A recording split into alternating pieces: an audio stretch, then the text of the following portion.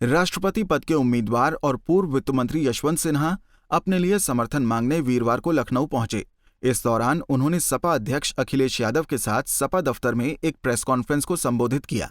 इस दौरान यशवंत सिन्हा ने कहा कि देश को खामोश राष्ट्रपति की जरूरत नहीं है। देश को ऐसा राष्ट्रपति चाहिए जो संविधान को बचा सके, लोकतंत्र को कायम रख सके और सरकारी एजेंसियों के दुरुपयोग को रोक सके।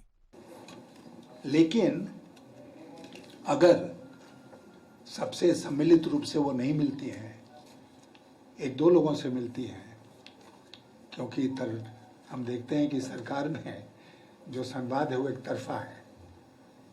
एक व्यक्ति बोलता है, सब लोग सुनते हैं कि जब प्रधानमंत्री जी ने 8 साल में कोई प्रेस कॉन्फ्रेंस नहीं किया है तो हम राष्ट्रपति के उम्मीदवार से क्यों ये उम्मीद करें कि वो प्रेस कॉन्फ्रेंस करेंगे।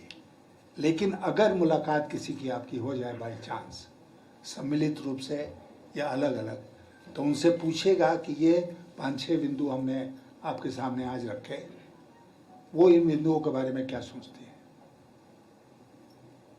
क्या कहती हैं। क्या इस तरह का जो आपके सामने एक प्लेज हमने लिया है, वो इस तरह का प्लेज लेने को तैयार हैं? क्या वो संविधान की रक्षा करने को तैयार है,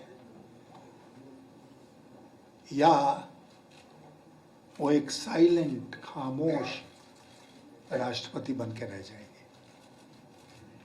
भारत को आज के दिन खामोश राष्ट्रपति नहीं चाहिए। भारत को आज अपने विवेक का इस्तेमाल करने वाला राष्ट्रपति चाहिए। तो बहुत सारी बातें मैंने कह दी। अब अखिलेश जी की इजाजत से यशवंत सिन्हा ने कहा कि मौजूदा केंद्र सरकार प्रजातांत्रिक संस्था में विश्वास नहीं रखती है। वो अपना कानून चलाना चाहती है और विपक्ष को महत्व नहीं देती है। जबकि पूर्व प्रधानमंत्री अटल बिहारी वाजपेयी आपसी सहमति में विश्वास रखते थे। पर अफसोस है कि जिस पार्टी को अटल बिहारी ने सींचा वो कहां से कहां पहुंच गई। उन्होंने दावा किया कि विपक्षी नहीं, सत्ता पक्ष के तमाम विधायक और सांसद उनके साथ हैं। और अभी में बहुत बदलाव हो गया। अब निराश भी है उसको लेकर, और उस समय के जो उनके साथ के नेता थे उनको दरकिनार किया जाता है अभी फिलहाल। तो क्या उनकी नीतियों को लेकर आप आगे भी जिक्र करेंगे? अटल जी की जो सोच थी, विचारधारा थी, उनके जो साथ के नेता थे जिनको दरकिनार किया गया, उनको साथ लाने की कोशिश करेंगे? देखिए, ऐसा कोई प्रयास करने का हमारा इरादा अभी नहीं है। अटल जी के साथ काम करने में हम लोगों को बहुत आनंद आता था, और आनंद इसलिए आता था कि अटल जी सहमति में विश्वास रखते थे। वो स्वयं एक बहुत ही एक्स्ट्रॉर्डिनरी पार्लियामेंटेरियन थे, आप इस बात को जानते हैं।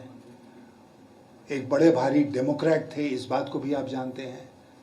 और मैं तो ऐसे कई उदाहरण यहाँ दे सकता हूँ, शायद कल सुबह हो जाए, जिसमें कि उन्होंने हम लोगों को ये आदेश दिया कि विपक्ष के लोगों के साथ बैठकर बात करके रास्ता निकालो, पार्लियामेंट का काम रुकना नहीं चाहिए, निकालिए आप लोग रास्ता। ये अटल जी थे। अटल जी दो तरफा डायलॉग में विश्वास करते थे, और डायलॉग बराबर दो तरफा होगा। आप जो कह रहे हैं ना, आज की सरकार, आज के नेता कंसेंसस में नहीं, कॉन्फ्रंटेशन में विश्वास करते हैं। सिन्हा ने सत्ता पक्ष की उम्मीदवार का नाम लिए बिना सवाल किया कि क्या वो संविधान की रक्षा करने के लिए तैयार हैं। आदिवासी महिला होने के सवाल पर उन्होंने कहा कि पिछले 5 साल से जिस समुदाय के राष्ट्रपति हैं, क्या उस समुदाय का उत्थान हुआ? पिछले 5 साल से राष्ट्रपति भवन में एक राष्ट्रपति जी बैठे हैं ना, एक खास समुदाय के हैं, इसी प्रदेश के हैं। तो पूरे देश में पिछले 5 वर्षों में क्या उस समुदाय की तरक्की हो गई? कोई ऐसा विशेष काम हुआ सरकार में जिसे कहा जाए कि अनुसूचित जात के लोगों के लिए इतना बढ़िया काम हो गया? क्यों? क्योंकि एक व्यक्ति के उत्थान से पूरे समुदाय का उत्थान नहीं होता है। झारखंड में, मैं भी झारखंड से आता हूँ, तो झारखंड में ये गवर्नर थे ना 6 साल, उस समय भी अधिकार थे गवर्नर के। लेकिन उस बात को छोड़िए, अभी भारत सरकार ने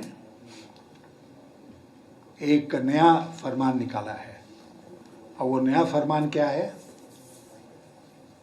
कि भारत सरकार पहले ही जो डेवलपर है, डेवलपर कौन है आज के दिन, एक दो लोग जो हैं आप जानते हैं, तो जो डेवलपर है उससे वो जिस इलाके का डेवलपमेंट होने वाला है उसके पैसे ले लेंगे। उसमें जंगल काटना भी शामिल है। ये जंगल का इलाका है, जंगल काटना है, लेकिन वो जंगल पहले काट लेंगे और राज्य सरकारों को कहा जा रहा है कि कटने के बाद आप उनका कंसेंट लीजिए। ऐसा कोई सवारी आपने देखा है जिसमें टांगा आगे चलता है, घोड़ा पीछे चलता है? विपक्ष में होने के बावजूद बसपा सुप्रीमो मायावती के समर्थन न देने के सवाल पर उन्होंने कहा कि उन्हें पहले से ही पता था, विपक्षी दलों की बैठक में भी वो शामिल नहीं थीं। उन्होंने कहा कि राष्ट्रपति उम्मीदवार के तौर पर सिर्फ सत्ता पक्ष से नहीं बल्कि कई शक्तियों से लड़ रहे हैं। ये पूरा देश देख रहा है। तय हुआ था, उसमें अखिलेश जी थे, जयंत जी थे, इन लोगों ने बाकी विपक्षी दलों के साथ मिलकर तय किया। बहुत विचार विमर्श हुआ। उसके बाद जब मेरे नाम की बात आई और फाइनलाइज होने वाली थी, तो अखिलेश जी को याद होगा शरद पवार जी के घर पर अनौपचारिक रूप से बैठक चल रही थी। तो शरद पवार जी ने हमको फ़ोन किया और खड़गे जी ने, जो कांग्रेस के राज्यसभा में नेता हैं, उन्होंने हमको फ़ोन किया और ये कहा कि हम लोगों ने ये तय किया है, आप इसको स्वीकार कीजिए। तो मैंने हामी भर दी। क्यों हामी भर दी? इसलिए हामी भर दी कि मेरी जो लड़ाई चल रही है, संघर्ष, उस संघर्ष की एक और श्रृंखला में एक और कड़ी है राष्ट्रपति का चुनाव लड़ना। तो इस तरह मैं राष्ट्रपति का उम्मीदवार बना।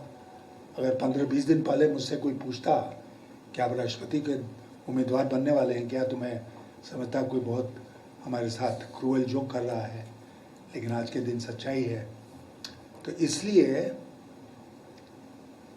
लोगों ने तय किया, विपक्षी दलों ने। मायावती जी उस बैठक में नहीं थी, नहीं न थी, नहीं, उनको शायद निमंत्रण भी नहीं था, इसलिए मुझे आश्चर्य नहीं हुआ।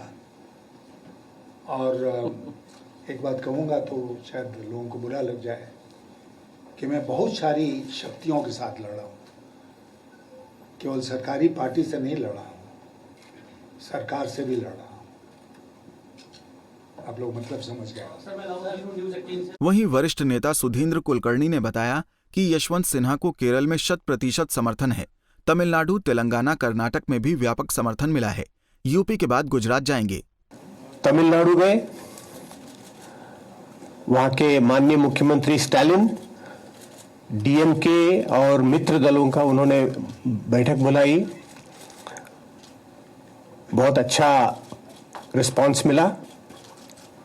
उसके बाद हम छत्तीसगढ़ पहुंचे। माननीय यशवंत सिन्हा को समर्थन देते हुए सपा प्रमुख अखिलेश यादव ने कहा कि सपा का पूर्ण समर्थन यशवंत सिन्हा को है। कि देश को विपक्ष ने एक बहुत ही सूझबूझ के साथ और आज के समय की परिस्थितियों के समझते हुए जो प्रत्याशी बनाए हैं, उनके समर्थन में जहां हमारी पार्टी है वहीं और भी दलों को साथ जोड़ने का काम करेंगे। हमारे देश को समय समय पर राष्ट्रपति मिले हैं और इस समय देश जिन हालातों से गुजर रहा है, ये आदरणीय यशवंत सिन्हा से बेहतर कोई प्रत्याशी नहीं हो सकता। देखने को और देखने आने को आंकड़े तो हैं सरकारों के पास, लेकिन सरकारें खोखली सी हैं। उस स्थान पर बैठ करके सरकार को दिशा दिखाने के लिए और कॉन्स्टिट्यूशन जो हमारा संविधान है, उस संविधान के रास्ते पे चलाने के लिए इनसे बेहतर मैं समझता हूं आज प्रत्याशी कोई नहीं है। इसलिए हमारी पार्टी और हमारी पार्टी के साथ बहुत सारे और दल भी आपका समर्थन करेंगे। वहीं रालोद प्रमुख जयंत चौधरी ने कहा कि हमारी पार्टी यशवंत सिन्हा के साथ है। आज के हालात में यशवंत सिन्हा जैसा उम्मीदवार कोई नहीं। ये बड़ा सौभाग्य है कि इनके पक्ष में मैं और हमारे पार्टी के विधायक और हमारे गठबंधन के सभी लोग मतदान करने जा रहे हैं। यशवंत सिन्हा ने अपनी प्राथमिकताएं गिनाते हुए कहा कि अगर उन्हें मौका मिला तो संविधान के प्रति जवाबदेह रहेंगे, पर इसका मतलब प्रधानमंत्री से टकराव नहीं बल्कि मिल बैठकर रास्ता निकालेंगे। अगर सरकार कोई ऐसा काम करेगी जिससे प्रजातंत्र को नुकसान होगा तो उसे रोकेंगे। चुनी गई सरकार को गिराने वालों को बेनकाब करेंगे। देश में सिर उठा रही सांप्रदायिक ताकतों को तोड़ेंगे। उन्होंने जुबैर प्रकरण की निंदा करते हुए कहा कि ऐसे मामलों की उच्च स्तरीय जांच होनी चाहिए। इस दौरान सपा कार्यालय में बृहस्पतिवार को हुई बैठक में राष्ट्रपति पद के उम्मीदवार यशवंत सिन्हा ने विधायकों से मुलाकात की। राष्ट्रपति चुनाव पर चर्चा हुई। राष्ट्रपति चुनाव में विपक्ष के उम्मीदवार को समर्थन देने के लिए रालोद विधायकों को लेकर जयंत चौधरी भी सपा कार्यालय में पहुंचे, लेकिन सपा के सहयोगी सुहेल देव भारतीय समाज पार्टी के विधायक इस बैठक में शामिल नहीं हुए। पंजाब केसरी टीवी के लिए लखनऊ से अनिल सैनी की रिपोर्ट। हमसे जुड़े रहने के लिए हमारे YouTube चैनल को सब्सक्राइब करें और नई वीडियो की नोटिफिकेशन के लिए बेल आइकॉन को दबाएं। अगर आप ये वीडियो Facebook पर देख रहे हैं तो लाइक जरूर करें और ज्यादा से ज्यादा शेयर करें। धन्यवाद।